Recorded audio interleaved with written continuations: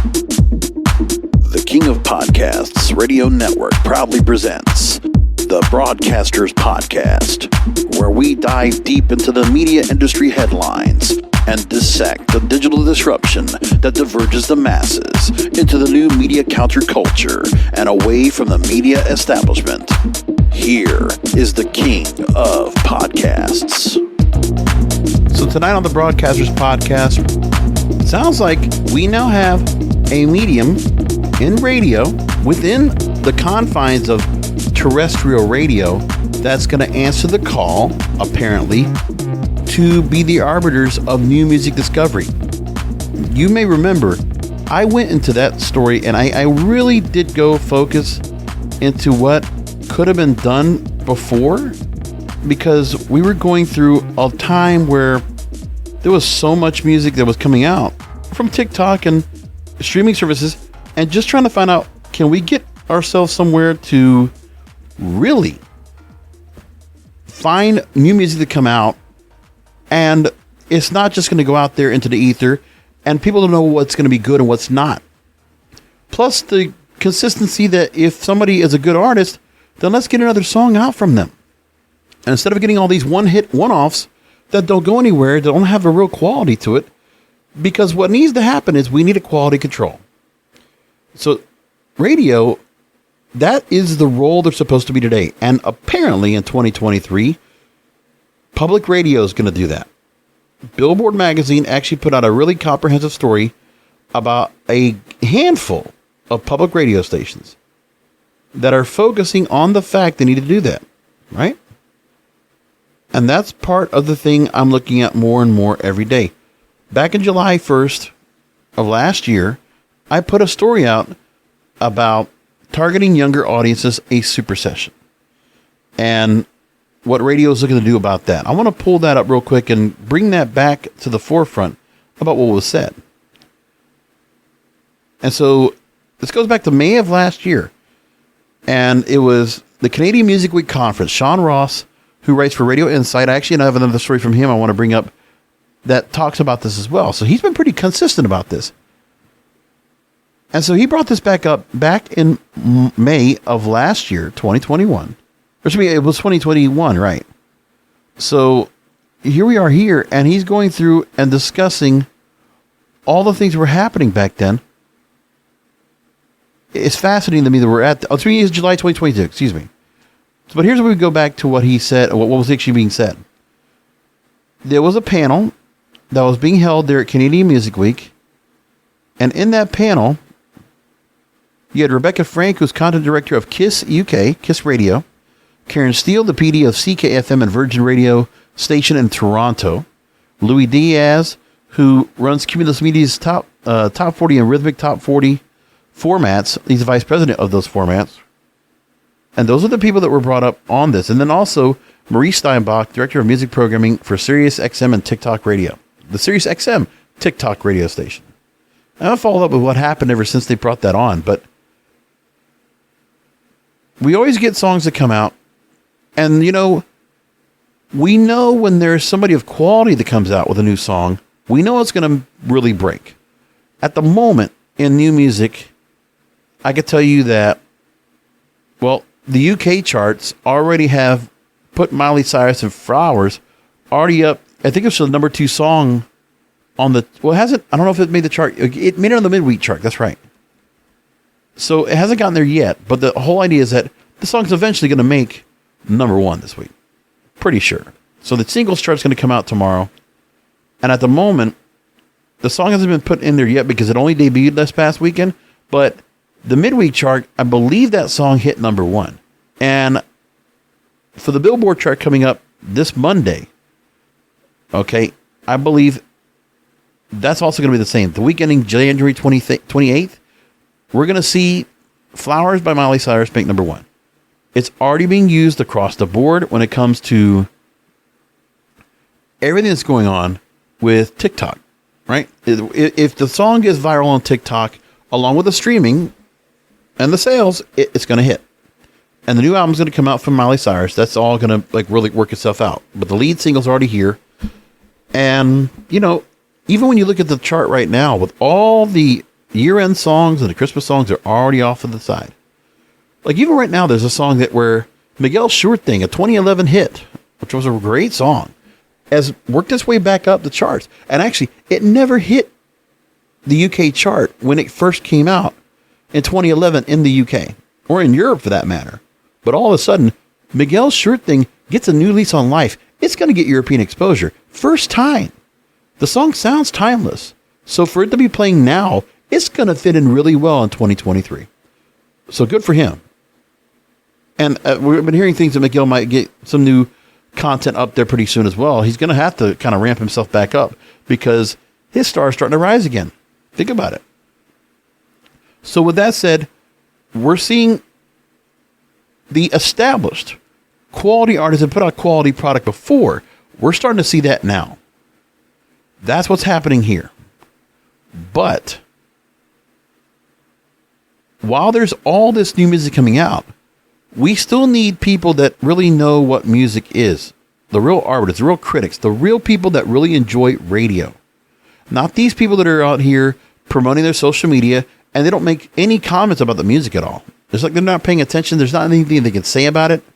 Like I don't need to be all Casey Kasem's and Shadow Stevens and Scott Mills. I don't need them that, right? But they should know what the music is, and they shouldn't just say, "Oh, that sounds good." Like they should be the DJs.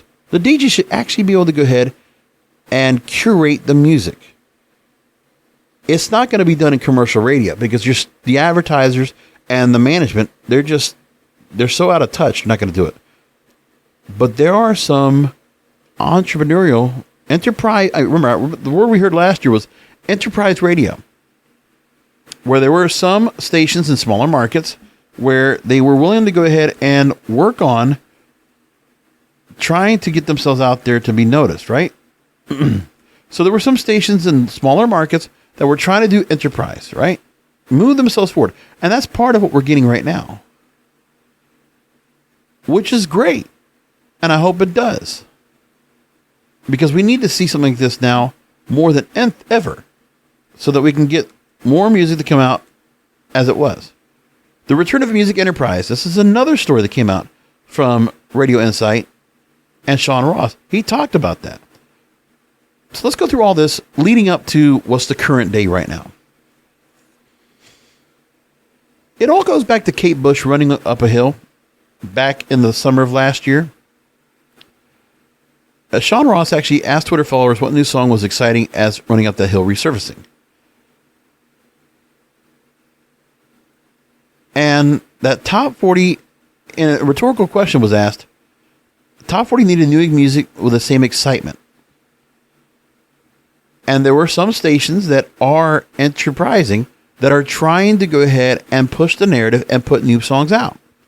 One of the stations is College Station, Texas. They're the kind of the official hit music station for Texas A&M University. Rob Mack at the time, PD of KNDE Candy 95, talked about that question was not song but artist. And at the time, it was Harry Styles and Post Malone. He said, from what I've seen, their singles, albums, and tours have had the audience invested and excited. And then he talked about Sean Ross, that some major CHR stations have done something they haven't done in a while, go on to the Styles and Malone albums to play songs that aren't being worked as singles, which was something that was done when you go back to progressive rock radio, when FM radio first came to be known. Okay, when AM radio ruled and FM radio just was around. Richard Neer wrote a great book called FM. And if you want to learn the story of FM music and progressive rock radio, when music was really, when you had artistic creativity, you had a little bit of, could be sophistication, could be just raunchiness, could be just reckless, rebellious abandon.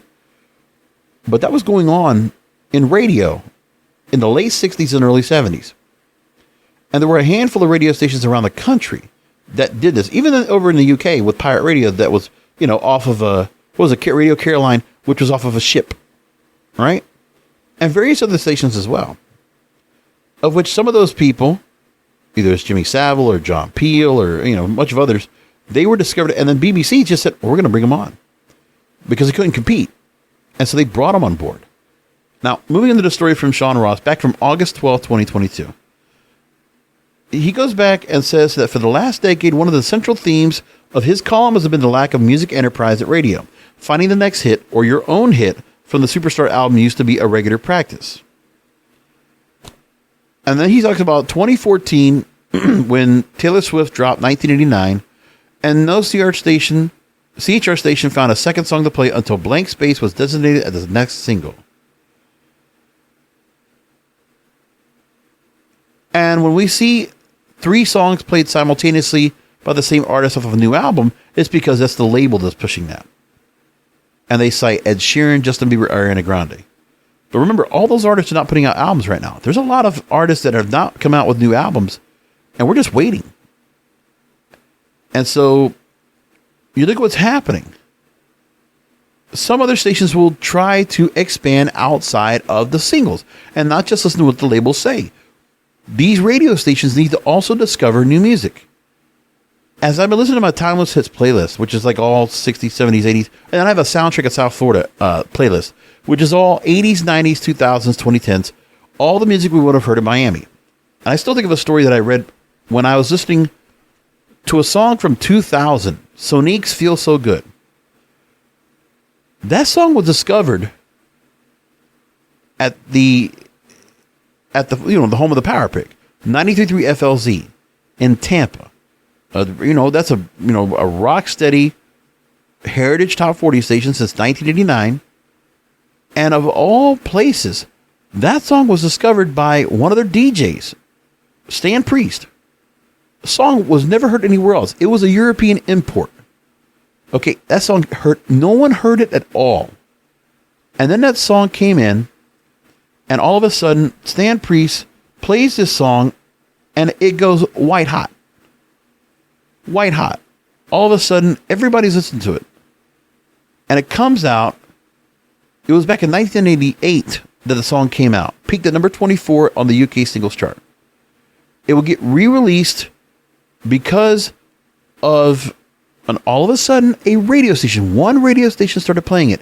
It got hot in their chart, and then everybody else followed suit. Okay? In the Wikipedia article, they talk about It Feels So Good. The song proved successful in many other countries. So outside of the UK, where the artist is based, there was repeated radio airplay in Florida, which was WFLZ. It was Stan Priest. If you go back and look, you will find it. The song would reach number 8 on the Billboard Hot 100. What? Number 8. Sonique would sign with Republic Records. 2017, BuzzFeed listed the song as number 33 in their list of the 101 greatest dance songs out of the 90s. Wow. And here's what they said about the song. The song received widespread acclaim after it was played by Stan Priest in WFLC, Tampa, Florida, a DJ in February 2000. And because of the song's popularity, Sonique was approached by Universal Music, and the executives Doug Morris and Jimmy Iovine signed to Universal, and her album was the first to be released on Universal's new internet-based record label, Republic Records. Bam. Just like all the other stories you've already heard about songs that all of a sudden become popular, I still think about Billy Joel and Piano Man, because some radio station recorded his performance live on tape and played it back. It wasn't even a proper recording, but somebody played it back. And it went number 1. And it went, became a major song, right? Everybody knows it. Launched Billy Joel's career. Who before that was, doing lounge shows at hotels as Bill Miller. Back in the early 70s, 1973. Just like that. Now, when Beyonce's album Renaissance came out last summer, you had stations like WPOW and the Power 96 playing cuts off the album. KENZ, Power 94.9, Salt Lake City, that was playing Dua Lipa's Hallucinate 2 years after her album came out. I think it was, Future Nostalgia. And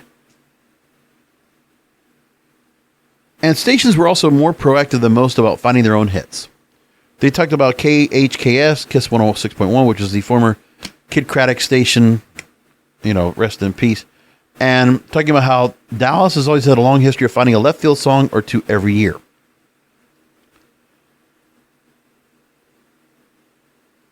And then there's all these other songs that would come out that were never listened to much, but, they would be listed on Spotify or streaming pretty consistently.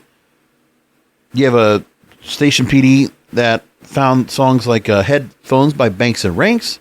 In the alternative chart, found Dirty Heads, Life's Been Good, Panic at the Disco's Viva Las Vengeance, and Frank Ocean's Lost. And so that's what was going on then. And then we go back to that conference, that panel.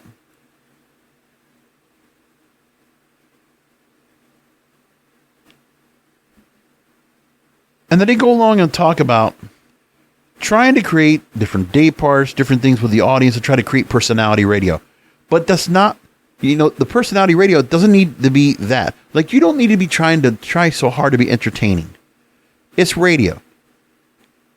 Because if you're trying to create something that's really contrived and kind of scripted, it doesn't work. And you need to have people that are just naturally comfortable, entertaining, informative, and know what they're talking about. But it's not the same. So when they talk about TikTok radio, Sirius XM, Marie Steinbach, director of music programming, says, we're playing songs that are trending and taking off on listeners for you pages. Look at the data from TikTok to see what's trending. It's not all music, which I'm sure everyone's aware of. 70 songs followed by something brand new, something by something from the 2000s. And with all these songs, if you hear the part that's trending, it's really catchy, but the rest of the 3-4 minute song might not be recognizable enough. And then there's other comments about how streaming is very important. And streams are driven by an artist's particular fandom.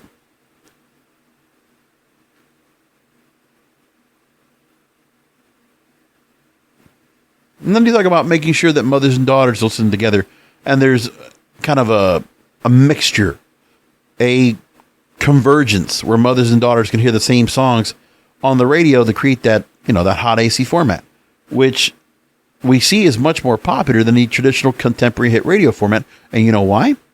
Because that's a format that doesn't need to be around anymore. We should have diversity and inclusion within hit radio to where we follow essentially what the Billboard Hot 100 does. I mean, right now, BBC Radio falls with the UK official singles chart. They follow that, the official chart. Same thing goes here for Billboard. Billboard and radio need to be hand in hand because Billboard are the arbiters. They might be perfect. Listen, their API might not be very consistently good. They're always a week behind because of the way their charting system goes, but their algorithm, their calculations, they're changing things up because radio is more important. They need to get rid of that. They need to readjust and reshuffle the way it's set so that streaming and sales stand more than radio airplay. Until you get radio airplay to where the radio stations start actually caring about the music. And now we have stations that are trying. So let's talk about that. Billboard reports the story and says public radio's winning strategy. When you think of public radio, you think of NPR. You think of, All Things Considered and Marketplace and Fresh Air and This American Life. Right. You think of classical music in some cases. You might think of a station that plays jazz, but you never think of a station that's actually playing new music. But there are some stations that do that. So a handful of public radio stations are dedicated to playing new singles and have enjoyed notable ratings bumps in recent years. And these are the ones where if this is working for these stations, the thing is for them is that they have to get the underwriting to come into play so they can monetize off of it. But public radio is not going to be behooven to playing a particular format. They're going to open it up. Supposedly that's the idea of what Apple Hits 1's supposed to be, what Sirius XM is supposed to be providing, among other places. But, traditional radio is not doing that yet. So let's bring up the story. Larry Rawson, who's founder of Edison Research, he tapped at the rhetorical equivalent of an SOS. And I want to pull that up real quick from Radio Inc., which talked about this. Music radio, a kingdom of gold. And this is actually about a week ago. he brings this up. And everything's a bit of a rabbit trail of just finding out what everybody's trying to say right now and explaining it. And that's what I want to see. So as Billboard prefaces this story from Larry Rawson, let's take it. So the radio industry should look at updated information on format trends. And they talk about Nielsen's PPM markets and their methodology. And now there's a 10-year interval for comparison because it's been around since 2011. This is what's interesting here. They show you a listing of the sheer change about the difference in music programming from 2011 to 2021. This is what they found out. The highest increasing formats now, the most popular formats now that have made significant increases in 10 years. Classic rock is up 30% in interest. Contemporary Christian music, 49%.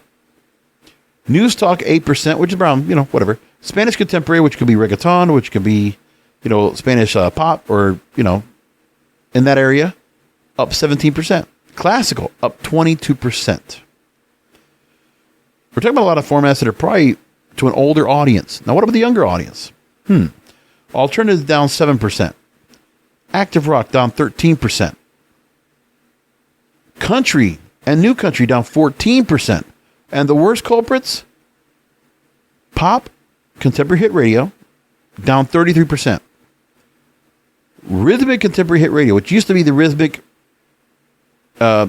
format, right? Hits and hip hop or the party station, the dance station, down 53%. When some of the best stations were top 40 rhythmic stations 10 years ago. A complete erosion. We can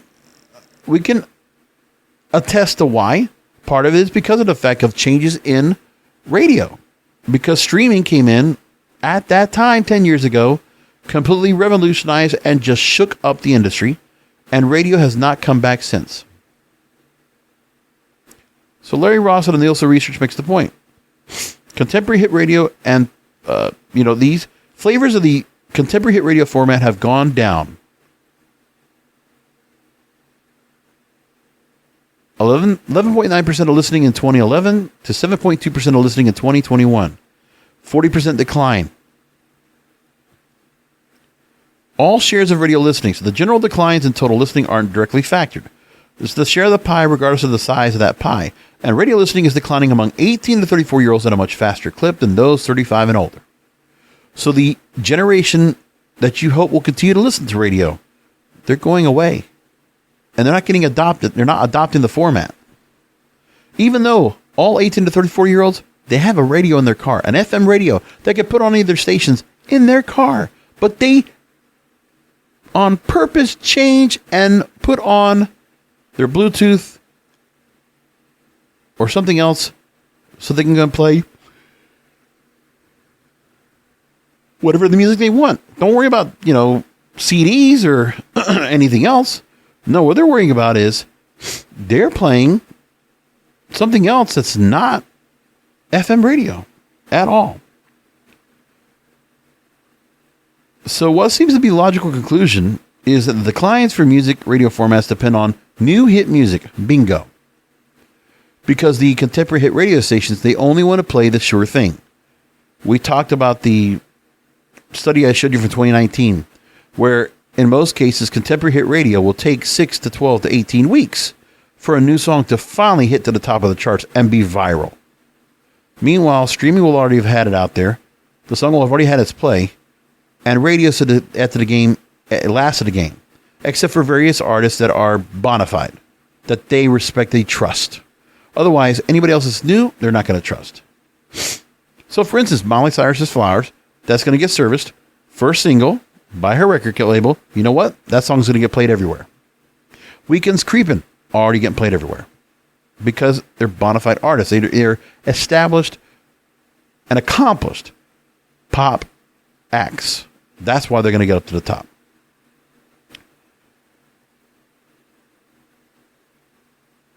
And it's a differential form of loss within radio listening, not the general fall off of listening. To the people who had turned into the past to radio, to hear the latest and greatest are reducing their listening faster than the public at large. The contemporary formats are all falling together. The stats are saying it now. Larry Ross and Nielsen Research is saying the thing. This is the gospel. It's the truth. Radio needs to understand they have a strong bond with the music community. They can still be the place to go. If one still hears artists talk about the thrill of hearing their song on the radio, labels partner on radio concerts and airplay clearly boosts an artist. That formula can work, but the radio stations need to follow suit and actually start supporting and championing and cheerleading for new artists and new music. Because the discovery process can go back to the way it was, where radio stations would all of a sudden find a song that's viral, not just because it's something random off of TikTok, but if it's a quality record and a quality artist that might have more records after this. Hey man, for all the different artists that we have out there, the Ice Spices, the Coil Rays, whatever. I mean, we did get Lil Nas X. We didn't know how much quality he was going to have of music after that, but you know what? He's had a career since. He's had 2 albums. He's doing okay. And so he's already working on it. And Old Town Road was not a one-hit wonder. Nope, far from it. And now he's a bona fide artist. Once he comes back out again, hey, he put out Star Walking for the video game, and people are still playing it. Stations are playing it. And at the moment, Larry Rossman makes the point that when one scans the individual market ratings, one sees all the older formats along with news and sports stations taking the top slots. American music radio is rapidly becoming a kingdom of gold, where one mostly hears the hits of yesteryear, the songs that radio made into hits back when radio made the hits. His point is, radio needs to make the hits again. They need to point out the hits, play them, promote them, feature the artists that make them, and get it out there. Because once you do that, everything changes. The market goes different. Now onto this story from public radio. And I'm going to take this point across. He's talking about the hits of yesteryear, songs that made radio hits back when radio made the hits. So Larry Rawson is exactly right. And I'm going to take from Wikipedia, because this is what's going on right now. Well, you have commercial radio stations, mainstream, big corporate owned. Public radio is not. I mean, you might have a lot of backing in terms of public funding out there, and a lot of pledging for support and donations from listeners like you. But there was a time when radio wasn't that big. Like radio stations, they might not have had that many companies that owned a lot of stations, but it changed. Now, we used to have what was called progressive rock, or also called underground rock. Started in the late 1960s, and DJs were given wide latitude in what music they play, similar to the freeform, but with the proviso that some kind of rock music is almost always played. The height of popularity was the 1960s and 70s, and various stations came out as a result. To give a couple of examples, you have WMMR in Philadelphia, which, by the way, is still a rock station today. WBC in Boston, WHFS Washington D.C., WXRT Chicago, WMMS Cleveland. Well, let's go. Let's see. You had stations in Detroit, Cincinnati, Milwaukee, KQRS in Minneapolis, KSHE St. Louis, KDKB Phoenix. Remember we talked about Dave Pratt, Morning Mayor. Remember we had an interview with him back in the day. Another example.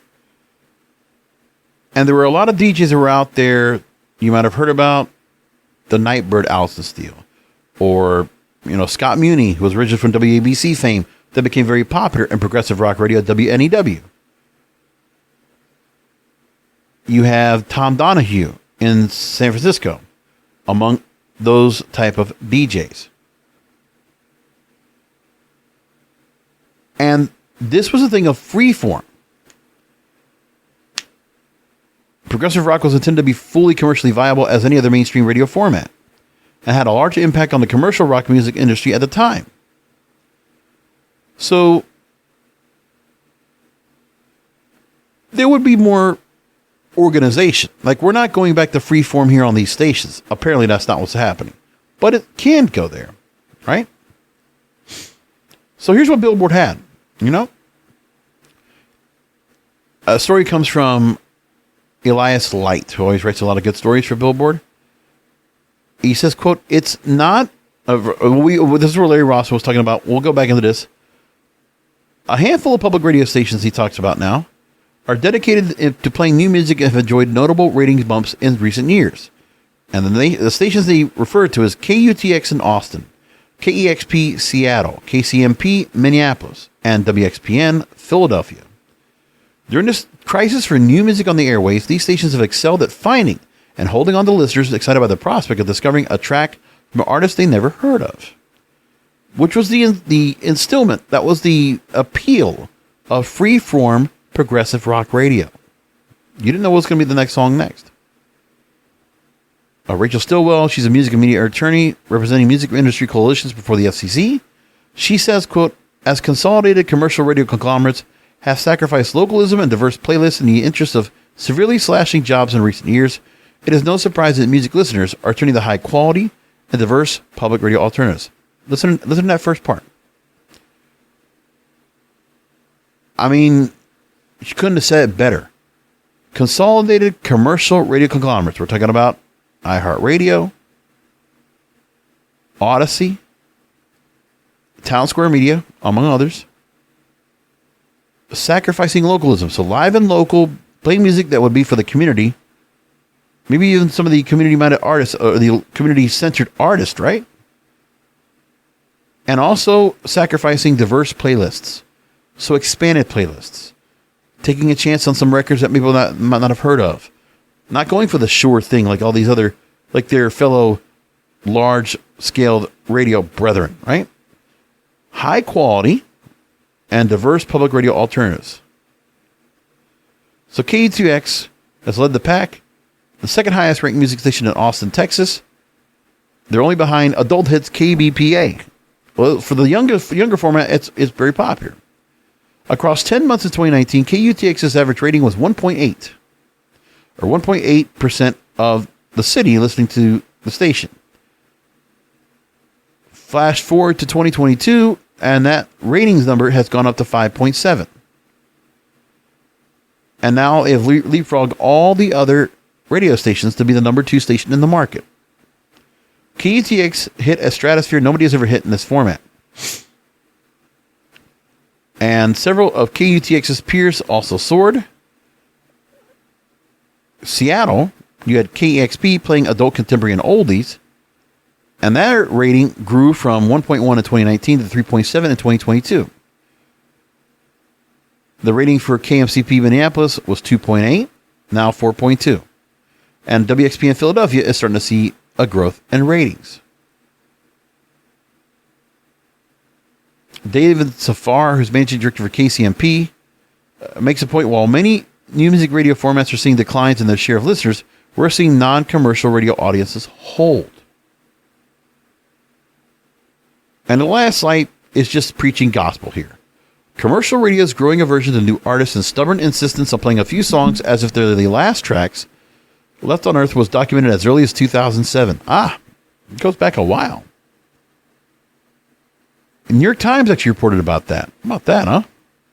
Radio's new strategy, play a hit again and again. And Jeff Leeds actually wrote about that, so thank you for that. Representatives of the 3 biggest radio chains did not respond to questions about new music's role in their programming, but promotions executives point out that these stations are dependent on advertising, conventional radio wisdom that dictates that listeners are more likely to fiddle the dial if they hear something foreign to them. But let me also explain this too. The music directors don't have any control of what's being played. Remember that. Regional music directors, maybe not. It's all based on research. And as we talked about, they have their audience measure testing, which is what they think is going to be the end-all be-all of new songs, what's going to be played. To the point where I almost feel like payola was actually kind of helpful, because even if the radio stations were not being solid arbiters of what new music is coming out, at least the record labels would put their money where their mouth is. And that would move things forward.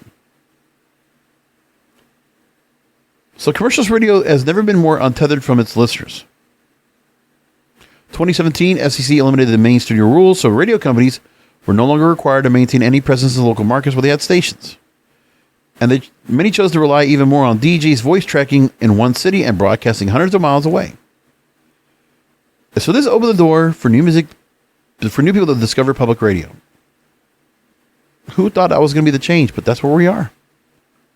Public radio is non-profit, depending solely on advertisers. They lean on the largesse of their listeners with more than half their budgets. By the way, they can play less commercials, less underwritings. So there's more time for music.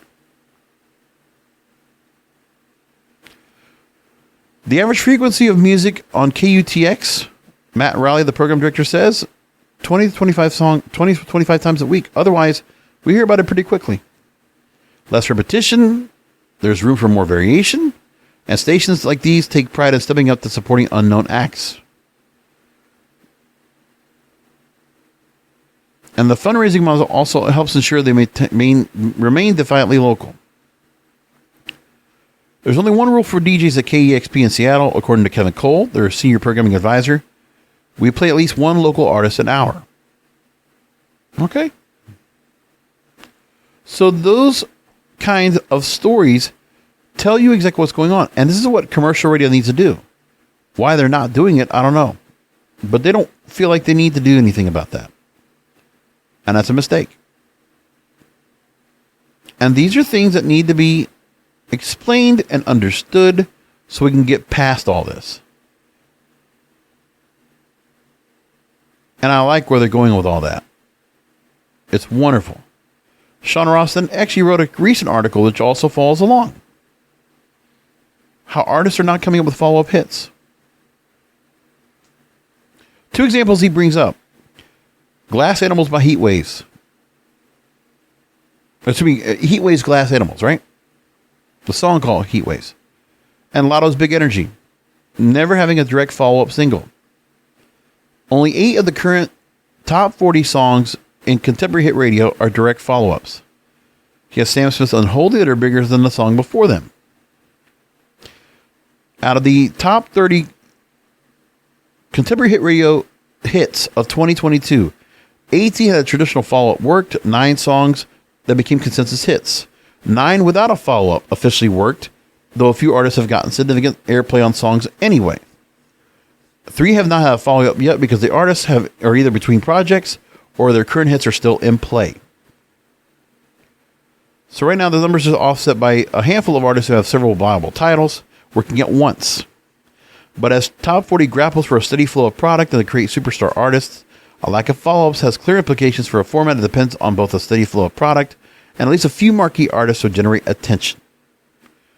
And so the explanation is the reliance on both labels and radio on TikTok and song streams to determine which songs are worth pursuing. And the follow-up can be scuttled well before a sound becomes a song, much like a radio single. But even if labels choose to spend the money on a follow-up every time, many radio broadcasters now look at askance at any song brought to them without a streaming story. But remember, we talked about not too long ago where all the promotional divisions that serviced radio, they switched to streaming exclusively. So radio's not even being serviced. They're being neglected because radio neglected them. Now, they also talked about things where the durability of a relatively small number of hit singles makes labels reluctant to send artists a follow-up into the buzzsaw of a previous single that won't stop testing. The potential follow-up that actually Glass Animals could have put out there, that could have been out there for radio, was I don't want to talk, I just want to dance. But it fell off the alternative chart long before Heat Waves peaked. A lack of programmer enterprise. So the enterprise idea that we talked about back in last summer, you know, it's less likely that anybody at radio will be listening to a project for potential follow-ups. So they're not going into album cuts trying to find the next song. Now, for Harry Styles, if you think about, you know, there were a number of songs that became singles, but you know what? They were tested and tried in other markets. Like, for instance, when As It Was the official single, when Harry's House came out, okay, in the UK, his home market, Music for Your CC Restaurant and Late Night Talking those songs charted and stay in the top 10 for months. And they just became singles. And by the way, those all became singles in the US, but they were constructed and they stretched it out for months and months so that Harry Styles' album continued to have singles coming out in the traditional format. But that's not what we want now, because streaming sales, the way that we get our attention spans now, radio's old thinking does not allow this. And the streaming services take the same way. Like, for instance, Spotify rules favor just released product over a song that's been sitting on an album for several months, unless it's a remix, also leading to less singles depth. Right? Format comebacks in particular depend on the steady stream of strong product and core acts. Country has both excitement about the amount of product coming in from streaming and the artists themselves. So one song they talk about is Bailey Zimmerman's Who's Rockin' a Hard Place. It was an online hit just waiting for a fall in love to peak. And there doesn't seem to be the same amount of excitement for new artists in CHR. And the need for any new artist to come up with two unicorns is not part of the issue. The lack of follow-ups is tied to all the challenges that form the radio label relationship at the moment. There is no radio label relationship. It's broken. It has not been mended. And those issues aren't likely to change until both parties come up with a new model for working together. Because then they can start doing some of the things that public radio is trying to fill the void of. These 4 stations we talked about. Hey, God bless them for doing it. But we're not going to public radio specifically for that. They're not going to pull those numbers in every market. Like, the commercial stations need to start getting their shit together and start working. That's what needs to happen. I don't know how they're going to do that. But like here, media base right now, currently, all the changes that have happened at the moment, David Guetta, Baby Rexha, I'm Good Blue is the number 1 song in radio across the board. Unholy, Sam Smith, Kim Petras is 2. Anti-Hero, Taylor Swift is 3. Weekend Die For You is 4. Nicki Minaj's Super Freaky Girl is still listed high at 5. When that song was already out and kind of faded out back in September, October, I think it was. Mega Trader Made You Look, which came out late towards last year. So it survived the whole end of year Christmas boom that always comes in and shakes up the charts. Post Malone, I Like You featured Doja Cat is still number 7 song in radio. Metro Boomin's Creepin' with Weekend and 21 Savage. That is 34% up and number 8 song in radio. Beyonce's Cuff It. And Renaissance came out months ago. Back in the fall, or maybe even in the summer, right? Yeah, it was the summer because I talked about her and Drake's album coming out, right? And Juke Golden Hour is 10, which is directly amplified because of TikTok. Let's just say it like that. And that's where we're at. That's the top 10 right now. A lot of older songs that just, they had nothing else that was new that's coming up that they decided they can put up. They just said, no, we're just going to do this. And it's these kind of things that are going on that we need to keep an eye on, because radio has a chance to come back. Are we happy that public radio is trying to do this? But yeah, sure. But not every market's going to do this. By the way, if you look at the markets that are doing this, remember, let's just keep that in mind too. The progressive markets. Look, Austin, Texas. It's a very progressive, very, forward-thinking market. KEXP, Seattle, but that station's been around for a long time. Minneapolis, very progressive and a very different, diverse audience there. And WXPN in Philadelphia. So the market's very, very different. But like Miami's not going to have that. How about San Francisco? How about New York? Like, look at the major markets. Chicago, New York, Chicago, San Fran.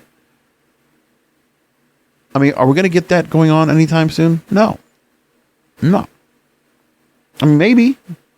But these changes need to be made so we can get ourselves there. I want to take from one other story before I wrap things up. And that was because of how they talked about in a magazine called Goldmine, the Music Collectors Magazine. They talked about different ways to discover new music because they wanted to offer what was out there. And when they talk about new music, they said, okay, what are your options? We brought this story up before, but I'm going to bring it back up again. They talked about music publications to learn more about what new music is out there to listen to. Independent and freeform radio, which is where they talk about other stations like KCRU in Los Angeles or K-Crew. They also refer to WRFI out of Ithaca, New York, KCPY KSPC or K-Space in the greater Los Angeles area of Claremont, California, among others. YouTube, they will also bring up as well.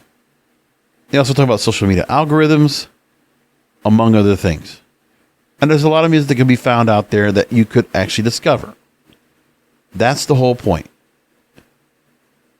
It's important, especially in this age. I mean, you remember, we have all these new artists that are coming out. We might get new music, but really not to the amount that we're getting as we have. If you listen to how music is played in Europe or any other market, and besides here, U.S. is so behind. But that's because of all the corruption and control and the levers of power and who controls it. It's a different bag over here. But radio can't sit on their laurels anymore. They need to take Larry Ross and Nielsen Research's his initiative, his point in Radio Inc. It's in a radio rag, the industry rag right there, radioinc.com. He's making the point. The younger audience is not listening to radio, and this is a chance for radio to exactly what I've been saying for the last couple of years. Radio can be the arbiters. They can be the progressive free-form format. They can allow new music to come out. And if they point out new music, because it's being showcased. So it's not where the discovery has to be when somebody's listening on Spotify or Amazon or YouTube or wherever, and they're going to just give the song a chance. No. All of a sudden, the DJ is going to play the song. You're going to get a chance to hear it. And all of a sudden, okay, let's see if it's any good. Because let me tell you something. For example, Miley Cyrus's Flowers, right? It just came out now. Song's going to hit Billboard. Pretty sure it might hit number 1. But I'll say this. I didn't necessarily hear the song yet until I heard it on the Sunday midweek countdown show of BBC Radio 1, the official chart first look. And when I heard the song, first of all, it was initially put out as BBC's hottest record for that day and that hour. And the song got played once again at number 1. And once it hit number 1, I heard it, the whole song all the way through. I actually heard it twice in an hour. And I was like, the song's not bad. Yeah, you hear the Bruno Mars interpolation. And, Miley Cyrus can put out a hit. And she just did it now. It works. And I can see where the song's going to be a hit. It's going to do well.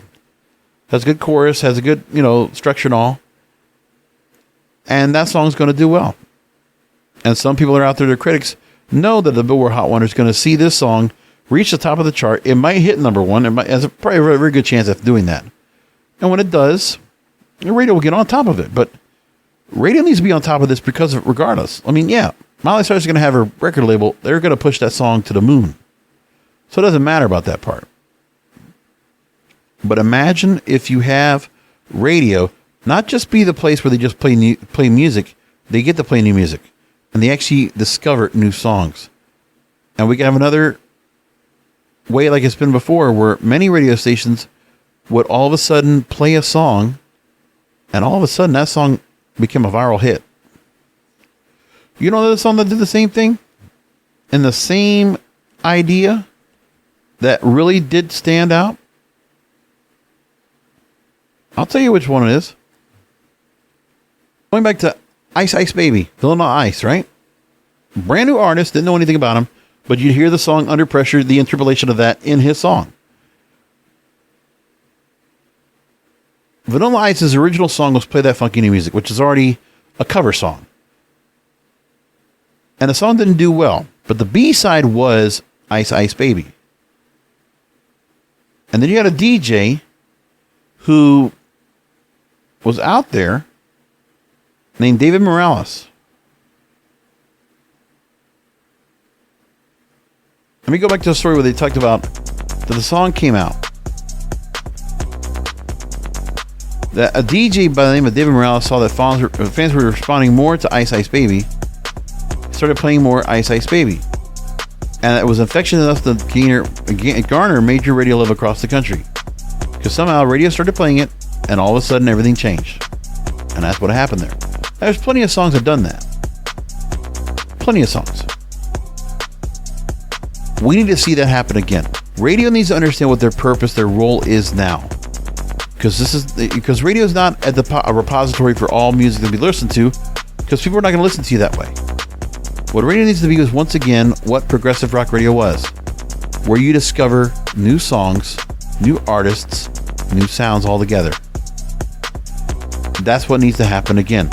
These public radio stations are following suit, and how much longer did the commercial radio stations continue to lose money, put away, more DJs and put them on the street, on the beach, and continue to keep utilizing that main studio rule and just keep consolidating and downsizing to where the station is nothing but a figment of imagination.